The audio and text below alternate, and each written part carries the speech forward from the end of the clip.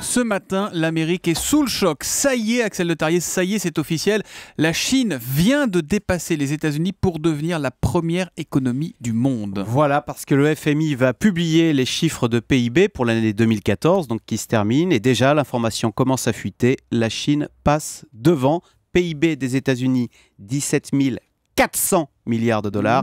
PIB de la Chine, 17 600 milliards de dollars. Alors attention, il faut être honnête, je précise tout de suite que nous parlons là de chiffres ajustés du coût de la vie. Ça veut dire... Puisque comme vous le savez, en Chine, les logements sont moins chers, la nourriture est moins chère. Et donc si on relève l'argent chinois en pouvoir d'achat comparable, eh bien c'est à ce moment-là que la Chine dépasse l'Amérique. Il y a de la proportionnelle là-dedans, en fait. Voilà, exactement. Ce sont des chiffres ajustés au coût de la vie.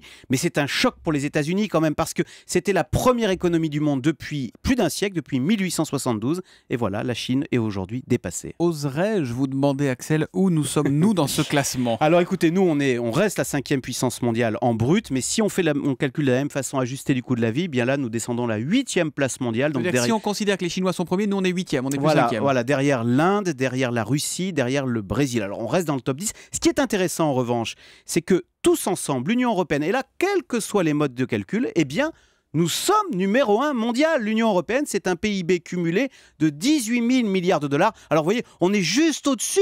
C'est un chouïa. Juste au-dessus de la Chine et des États-Unis. Ça veut dire quoi? Qu'avec une Union européenne qui patine et une Chine qui a le vent en poupe, ils vont bientôt nous dépasser, les Chinois, dès l'année prochaine. Et puis, vu surtout la population de la Chine, 1,4 milliard d'habitants, alors que nous, Européens, nous sommes 500 millions. Ce qui fait d'ailleurs que, si vous raisonnez par habitant, la Chine est encore un pays émergent. Elle est au 90e rang mondial en termes de richesse par habitant. Elle est, figurez-vous, entre les Maldives et la Jordanie. Donc, c'est vous dire si on n'a pas fini de voir la Chine progresser, si on n'en est qu'au début. Et quand on voit ça, Thomas, on se dit que c'est quand même assez stupide, qu'il serait assez stupide de s'opposer à l'arrivée des Chinois dans l'aéroport de Toulouse, au Club Med ou chez PSA au nom de je ne sais quel patriotisme économique.